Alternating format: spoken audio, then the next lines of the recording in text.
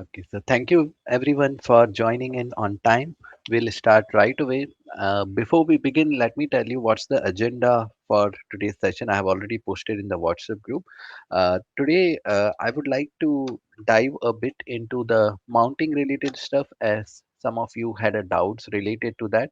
So we'll start right from the basic. We will do some hands-on on that to get a very clear understanding of what the block driver is, what the mounting is, what how the things work right Hey, from the user space to the customer. Pradeep, we can. Okay, so we'll be proceeding with the we will be we will try to understand the overall stuff what is involved in this uh, uh, mounting related stuff, what the partition is, and what the file system is, and how the layering works. And we are going to do some practical hands-on with this. It's not going to be the theoretical kind of thing which I would like to show you. I would like to show you from the practical perspective how do you use it. Of course, we will not get into the details of the driver related stuff as we have not reached at that level, and that's not actually um, the agenda, or I can say the focus point of that. Let us now get started with the agenda, whatever I have shared with you. So first of all, uh, I'm going to do some hands-on for you guys over here, and then you are going to do it along with like I would give you an exercise, and you need to solve that stuff. What I have done is I basically have over here,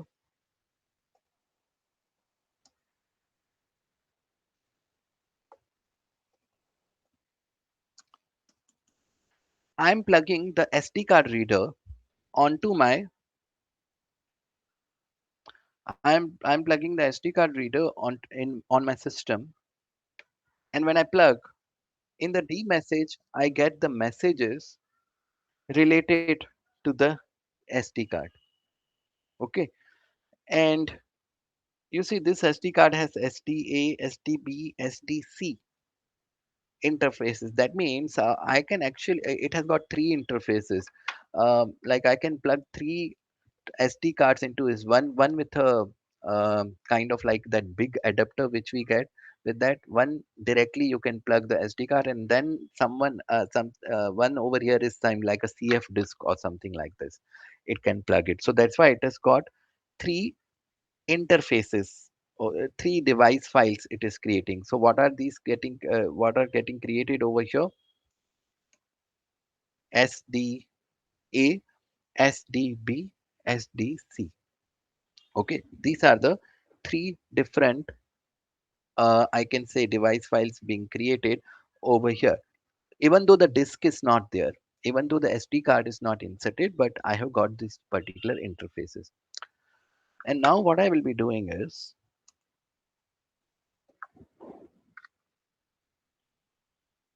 I removed the SD card, remove the SD card from this particular thing, and it is saying like there is nothing. The capacity changed from around 32 GB to 0, or I can say it is 16 GB card only. I'm not sure why it is showing like this. Now when I plug the SD card, the it has detected this particular SD card, and now this device file is available to me for the SD card. Okay, now this device file which I have got,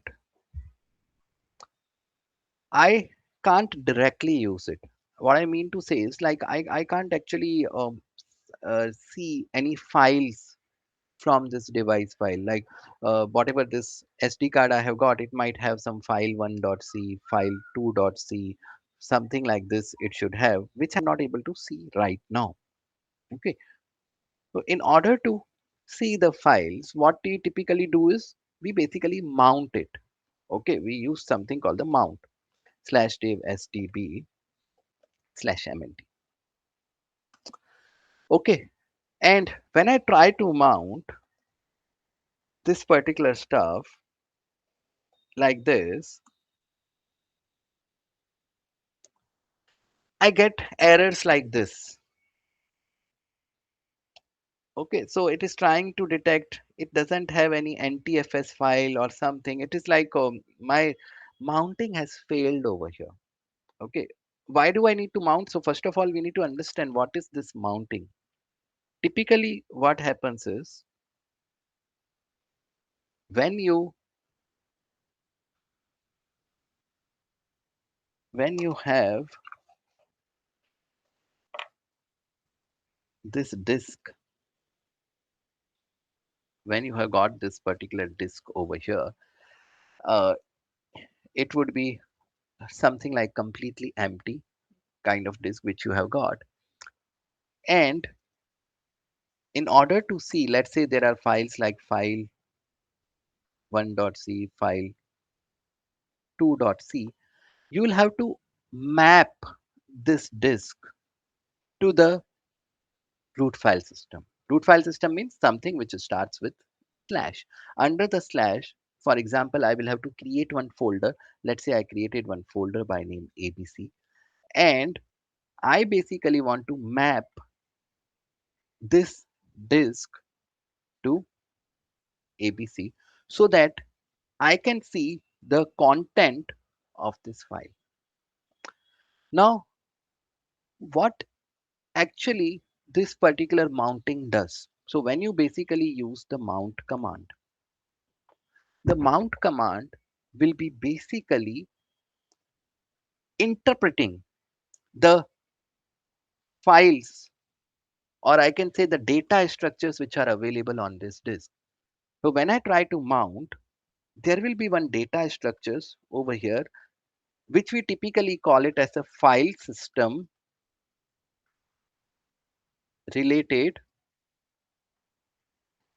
data structures, file system related data structures, and which help us decode the data on this disk. By default, when you have anything like a slash dev sdbc, let's say slash dev sdb, when you have, it's a raw data. Raw data. When I say raw data, what does it mean? Just a binary data with zeros and ones, and this binary data might be representing your file. But what I need is this binary data I need to interpret. I need to basically interpret this particular data. So how do we interpret this data? The guy who interprets this data, we call it as a file system. Okay, we basically call this as a file system. So what you get at this level when the device file shows up is a raw data. Okay, it represents the disk, it's a raw data. I need something which can interpret this, and that interpretation is being done by file system driver. So what is file system? It's basically the methods and the data structures, methods and the data structure which OS uses to interpret,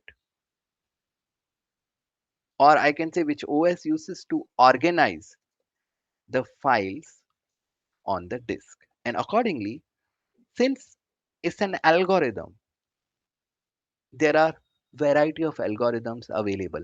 Like what you have got is something like FAT32, you have got NTFS, you have got EXT2, you have got EXT3. What are these? These are just the algorithms which help you organize the files on the disk. Okay, so this is what I mean by file system. Okay, before I proceed, let me know if there are any queries, any confusions. There is a disk which has some raw data. I need someone who can interpret that. In order to interpret that, you need to use the mount command. When you use the mount command, the file system, the that particular partition, or I can say that particular disk gets attached to the uh, folder in the particular directory, and that's where the file system driver comes into picture, will start interpreting this data. Okay. Pradeep, Yes. can you hear me? So I have a question here. So whatever, like, let's say, because I'm experimenting with my, like, the SD card here on Hmm. the Linux. Yes. So there are a couple of things here. One is the d message, like whatever d message w, like the command, Hmm. whatever it gives all the log from the kernel. Hmm. Um, so we have to scroll through to be able to see what type of, like, whether it's SD card or hard disk or something, right? Hmm. So can't we use as lsblk as Exactly. like That an alternative? exactly. So LSBLK is one of the way. Indeed, it is one of the preferred way to use that stuff. Okay, so and because in that case, like, I am not able to find my SD card, but I'll figure that out. So that will give you like the SDB. So how do we know that the SDB is like, the actual one, like, until we kind of like, play with it, right? And say like, okay, I plugged this one and SDP appears, right? And I unplug this one and then SDB disappears, right? So instead of that, is there an easier way to say like, okay, let's say I plugged something, this is the new one that I plugged in, like, whether it's an SD card or SDA hard disk or Hmm. something, right? Right, It right, right. just shows up right away, so that I don't get confused by looking at all these devices which are like, out of focus. Yeah, exactly. So now see what happens is typically when you have any USB device or SD card or USB device or something, there is an interface by name LS USB, which helps you find out that what all USB devices are plugged over there. Now, when it Okay. comes to the okay, so this is one thing. So here, if it is plugged on the USB, it should show me this particular. Okay, so this my SD card, it doesn't show up because this is of course not the USB, it's a block device, it will show. So for us the best method is LSBLK, at least for this. For the USB it is from here, but when it comes to the SD card interface and all, we will have to interpret from the SDB, and you see it shows the size. For others it is showing 0 bytes, the three interface. So so it should say SDB, right? Okay. No, basically, see, sometimes SDB, sometimes SDA, sometimes SDC. You can't actually predict what it's because it's dynamically created device files which you get over here. Okay, so you can get anything. I can't be lazy enough, right, to be able to say that, okay, I plugged this one. For Yes, that I need to do SLBLK and see what were the devices and then plug it so that I can see what's newly plugged in, right? yes. So, see, what one thing is like I remove the SD card. See, from the Mm, SD card, at least we will be knowing what is the capacity of that SD card. mhm. Okay, so when I Understood. do this, Hmm. now there is nothing. Okay. Now when I plugged my SD card, so I typically go to D-message because I feel it convenient. I feel it's convenient because it directly tells me something is detected. So here it shows 14. So from here we will have to detect what our SD card is. Okay, so now if I do like CD, like, can you do because like there was some disconnection also earlier, so I was not able to focus because there was voice chopping off in between. So can you do like CD SDA, Yes. CD dev SDA? No, you can't. So that's where I explained you this thing. Oh, sorry, So my bad. okay, Okay. so now you see over here we have got this disk, Mm-hmm. and this disk is a raw data. It just holds the raw Yes. data. Now this raw Yes. data there is nobody to interpret. Mm-hmm. In order for this data to be interpreted, you will have to Mm-hmm. mount it. Mounting Okay. means attaching the particular partition in a disk to the particular folder in the file system. And as soon as you do mounting, the file system comes into picture. So now coming to this, particular point, I told you that when you directly, the S Sriram was asking, when I do cd slash dev sdb, it won't work. Okay, because it's not the directory, it is just the file. One reason is basically it is a file. Now what I need to do is this slash dev sdb will get attached. I need to attach it using a mount to say slash mnt, using a mount command. So typically what I need to do is mount slash dev sdb slash mnt. Now when I do that, what it says is like, there is no ntfs something. It doesn't knows the particular driver who can interpret this thing. Okay, so over here, that means my disk has no information. My disk is like totally empty. There is nothing, like whatever data even it might be having, it's nothing worth interpreting from this.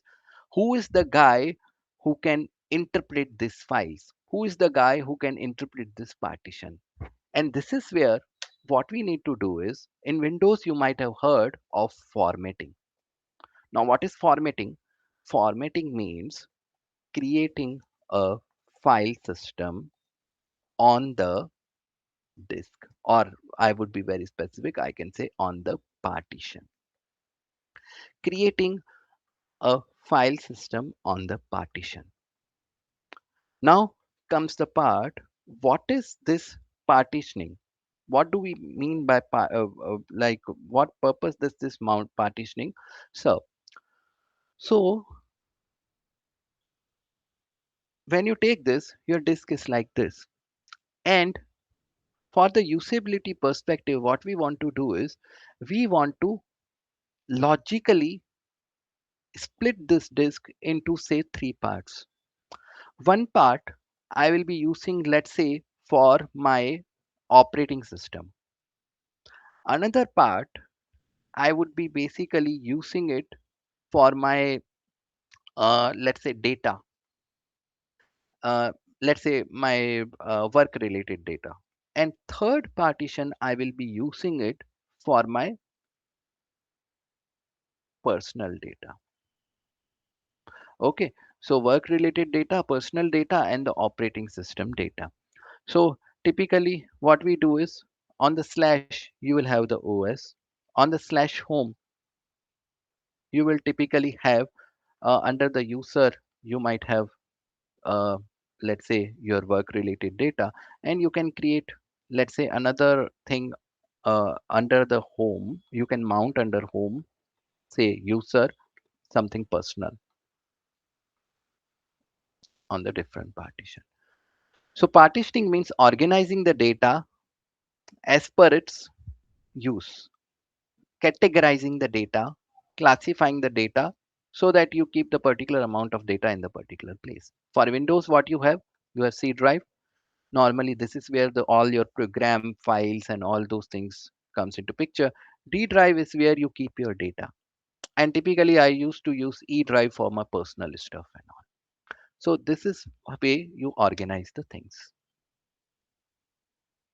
Okay. Now you may say, okay, I don't want the partition.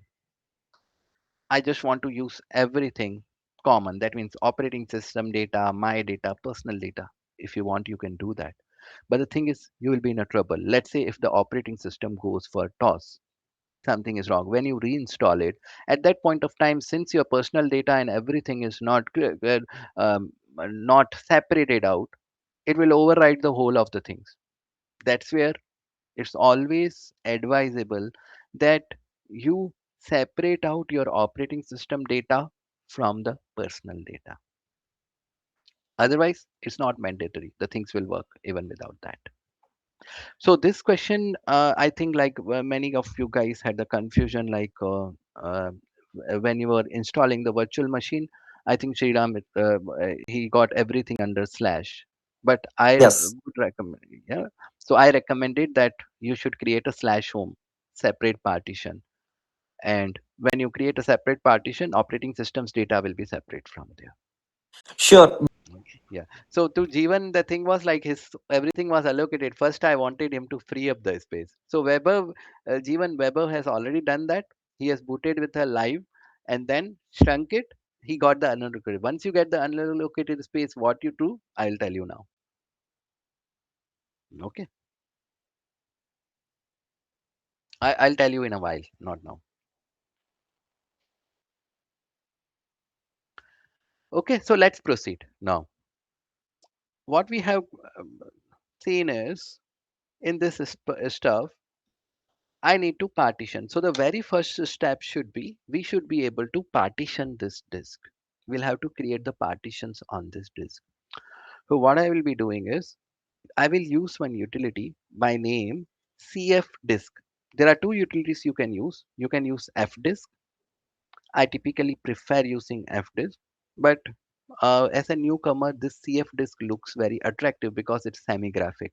So you can use cfdisk.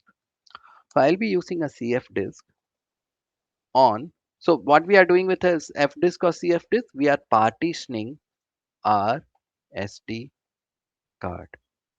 Okay, we are partitioning our SD card. We are creating a logical divisions in our disk. Okay, so let's do that. So sudo cfdisk /div sdb. When I do this, you see everything is a free space. It's an unallocated space over here. I have around 14.6 GB. It is saying uh, GIB is available to me and it's totally free. Now I will start creating the partition on this disk. What I will be doing, I'll say new. Let's say I want to create the partition of size 256, or let me be more like I want to create it for 512 MB. The partition I want is a primary partition over here. So typically what happens is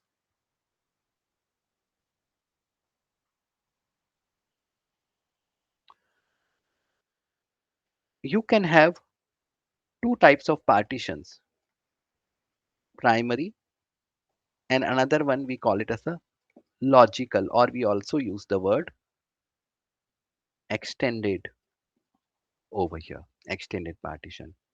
Right now I am talking of the scheme which is the old scheme called dos partition table, dos partitioning scheme. In this, what used to happen was in your disk you can have at max four primary partitions. At max you can have four primary partitions. So if you ask me, I can't go beyond four. One, two, three, four. That's it. You can't have more than four divisions. But then it was realized, okay, what if I want to have more? Like four is less for me. I want more partitions. So what was being done was there was one provision being made where one of the primary partition you can basically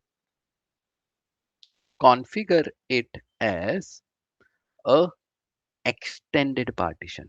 So this partition what I will be creating, I will be creating a extended partition for this, and this extended partition will be first further subdivided. Partition 1, partition 2, partition 3, partition 4, partition 5, and you can have lot many partitions in a table over here in this particular stuff. So here what happens is you can have uh, 1, 2, 3, 4, 5, 6. So overall, if you ask me, you have got 6 plus 3, 9 partitions because one of the partition you have made it as an extended. So this is how in a those partitioning scheme we can have number of partitions greater than 4. Okay, by default we have only 4 partitions, but if you want more, make one of the primary partition as extended, and you can have the partitions sub partitions over there which we call it as the logical partitions. Okay, logical partition. Now what will I do over here is I will create one primary partition of 512 MB. Okay, 512 MB I have created over here. And what I want to do is basically this free space again, I want to create another partition on it. So I'll do new and I will come to, let's say I want 2 GB of partition. Again, what kind of partition I want? Extended. Sorry, primary. I want the primary. And again, I will come to free disk. I'll do new and I'll say I want 1 GB more over here. So with this, what has happened is I have created 3 partitions over here. Now, sorry, 2 partition. Third didn't get created. Yeah, it get created now. Now let me create a fourth partition. So now if I select over here 2 GB primary, I have got total 4. Now if I do new,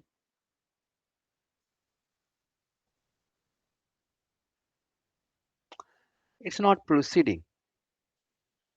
It's not proceeding, you see, because you see the warning to create more partition, first replace a primary partition with an extended partition. So this is the limitation of the DOS partition table. You can't have anything more than 4 partitions when you are using a DOS. Yeah.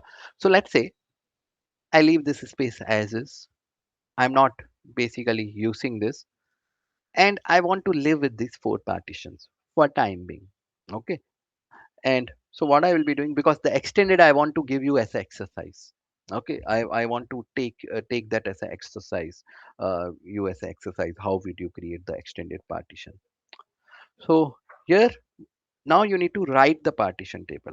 Everything whatever changes you have done, it's in RAM right now. Now when you do the write, it will you will have to type yes over here and you will have to say sync the changes. Now partition table has been altered. You get this stuff.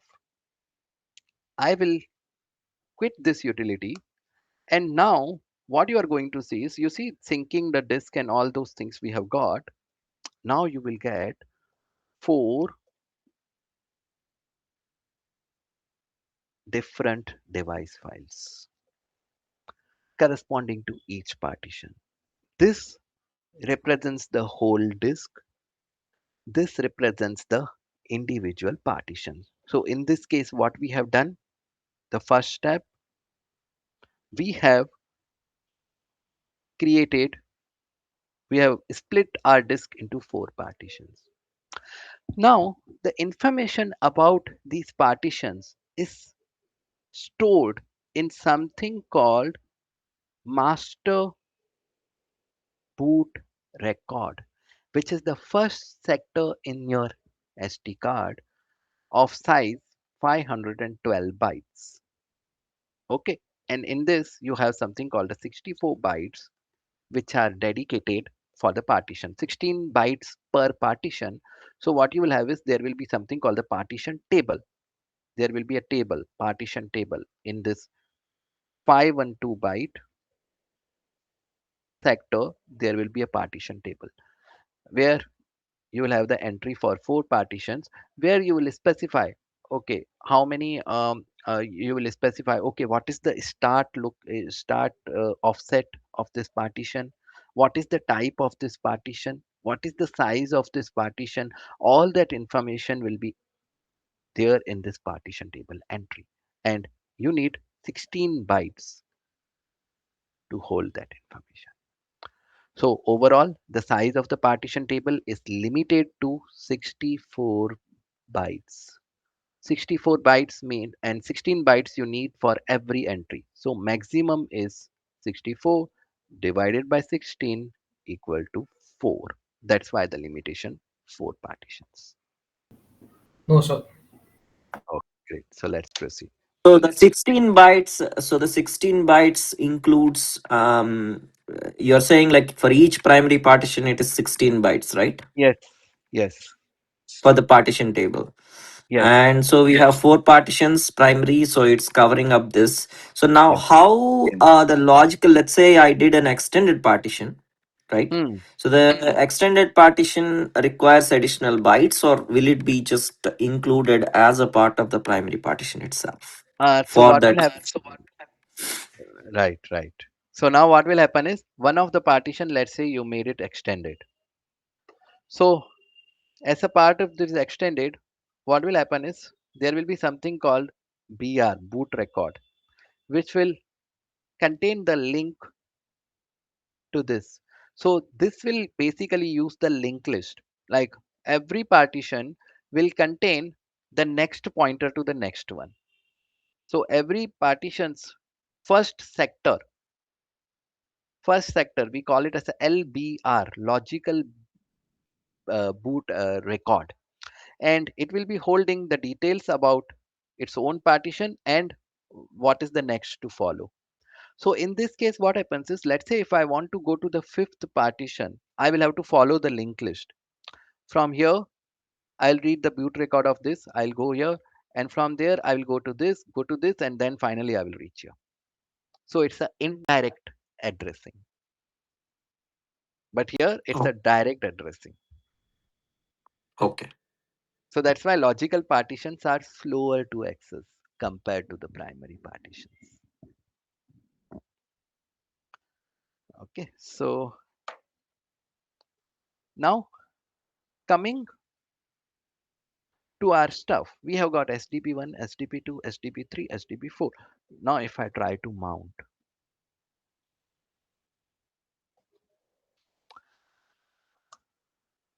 it fails. Okay, it fails because it doesn't knows how to interpret the data on this particular partition. Whatever partition I created, it doesn't knows like whatever data is lying on this. If the data is lying on this partition, how do I interpret? What is the algorithm should I use? What is the file system should I use it? It doesn't have any information. And of course that is the case because we have newly created the file system, we have newly created the partition. So currently our disk is in this stage. Our disk currently is something like this.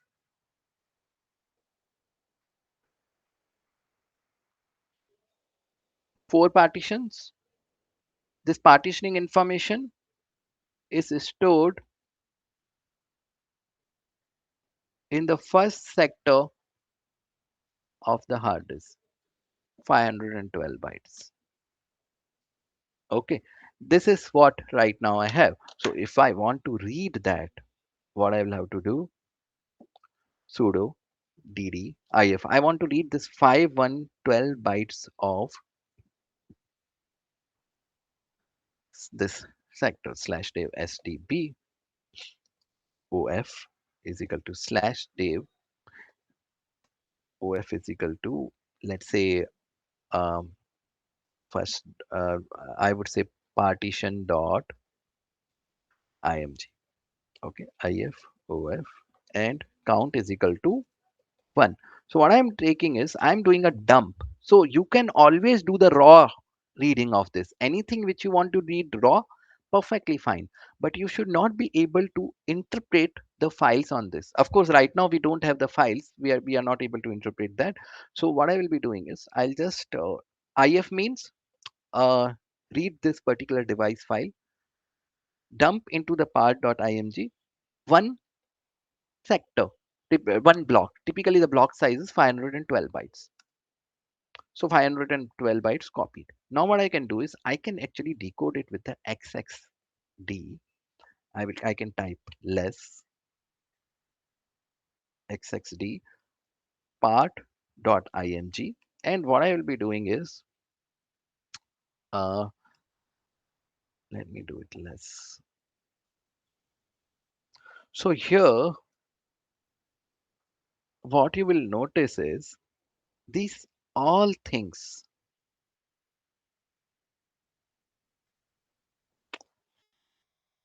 till this 0 to 512 bytes will be your MBR, will be your MBR. So somewhere we should have the partition table typically lies at the offset of 440. 440. So this is in hex. So 1, 2, 3, 4, it's 16, 16. So I need to go to 440 bytes to see my partition table. So if I go to 414, 4F0, there should be yes. So this is the signature, and this whole data you see is the information about your partition table. This is your partition table. And if you count, it should be 440 actually speaking. 440 uh, offset, you will be having a partition table, and then we'll be having a signature AA55. So that means this has a valid partition table with, and from here it is decoded. This information is decoded and it shows up as a different partitions to you, right? So I have dumped, and this is my partition table. Now, And this data dump, we can do it on already partitioned ones as well, or only like, because I think for every thing, like, there is a master boot record, right? Every, no, no, uh, no, no, that's wrong. oh, is Master it? boot record is only here. No, no, that is true. But I'm saying for every like device, there will be a separate master boot record. Oh yeah, that is true, but not for every partition. Yeah, that is true. Yeah, yeah. Not for every partition. Yeah. Yeah, yeah, yeah. Because I think I heard like for every partition, so that's why. No, yeah, that's fine. What I meant to say is for every device. Like, suppose I have like two hard disks, Mm. right? So for Hmm. one hard disk, I have separate master boot record, and another hard disk, I have a separate master boot record. It is, I think, per hardware. I think, or could Exactly. be like, Yes, yes, yes. Per disk. Per disk. Okay. Per disk okay. it will be. Okay, and also, if you could add that 64-byte thing in here, right? And is there a possibility to see that as well, or like 64 16 bytes. byte 60? That 16 bytes, 16 bytes, 16 bytes, right? So you Mm-hmm. said like per partition. Yes. So this it starts from here. This is Oh, where it starts from. So we'll have to decode this. So typically what it will contain is, so let's say if you are interested in that level of detail, what you can do is I'll just give you the pointer. If you partition, you can actually write there is a ready-made C program available which will do it for you. DOS, which will interpret the things for you. Partition table entry. DOS partition table entry. C program should be available, and so we're using this information. You can actually interpret this information. oh, okay. So yes, you see, actually it is starting. It is showing is starting from here, that particular stuff. So we'll have to actually, we have a complete it should be easy to find out that what entry corresponds to what, and we can decode it accordingly over here. Just need to look for the partition table entry. There is a data structure actually. There is a definite data structure for that which you need to look for. Partition table data structure, and it should be very easy. Right now I have it actually, but I don't want to go into that details right now. Okay, I will take a look. Yeah, so you can just take a look at it. Okay, but I was just working on the block devices, and in the block devices, I basically create the entries manually over there, just to show you, like, so that it's not incomplete. We have uh, stage one fdisk partition info.c. Using this, This shows the complete partition table entry, and this is the structure of the MBR, how it looks like. You should be able to easily find out this information. So it says boot type, start head, start sector, cylinder, and all those kind of stuff. This is what it contains overall in a nutshell. So when I was saying 16 byte entry, this is a 16 byte entry over there. Hope it is making Okay. sense. Okay. You will be able to easily get this program from anywhere. You can just decode the MBR and you will get that information. Yeah. So I'll come back to this stuff. So we have got the partition table, and when you run fdisk slash dev sdb, it actually decodes this thing and it shows you like this. Okay, so this comes from the partition table entries. This all information is in entries. So whatever this dump we would have done, if you just try to take the hexadecimal, so right now it is showing us in integers, right? You just convert it to the hexadecimal and see the values. You will be able to get that stuff. Indeed, like if we are able to rather than hex dump, if I want it in integer format, you should be able to see those things stuff.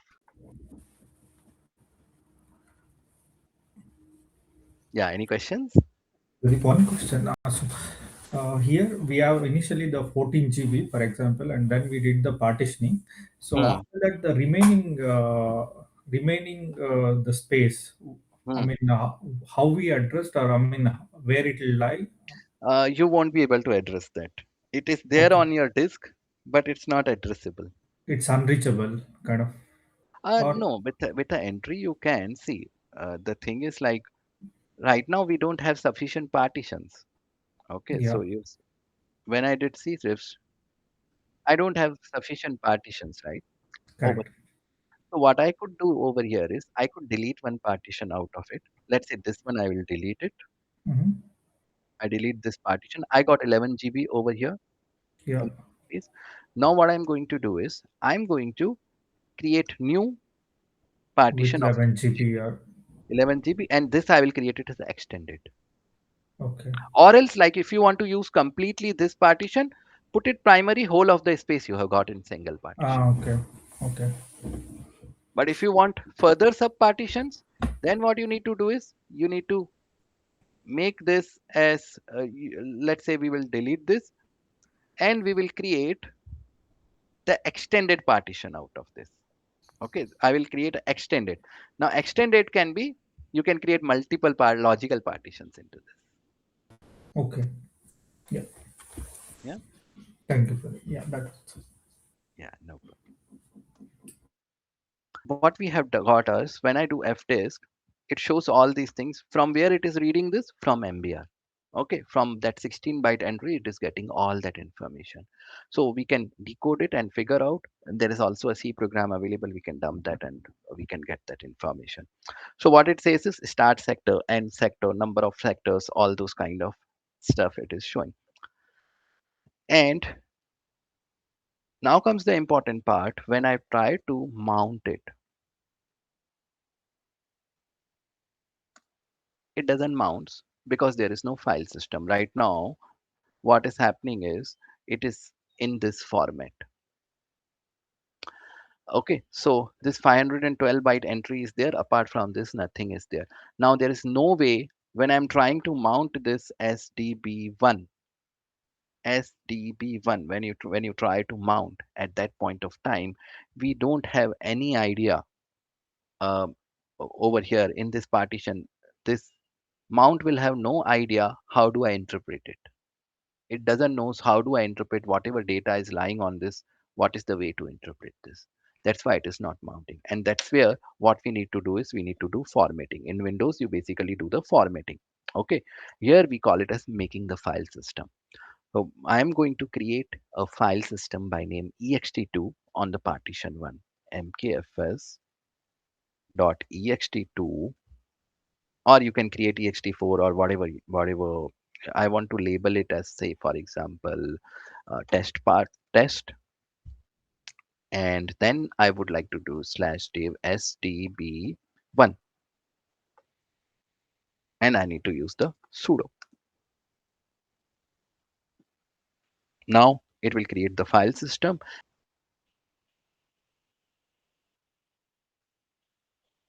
What am I missing here? Okay, here we are getting something from this guy at this point of time. There should be test as a label we have created. So it's created at a very later point of time, it seems. See, test uh, as a label which we have created for this stuff. It is showing, and then we'll have to interpret, of course. But something should be created. Some data structures and all will come into picture. Yeah, let's move forward. So what we have done is with this, I'm able to mount slash div sdb1 on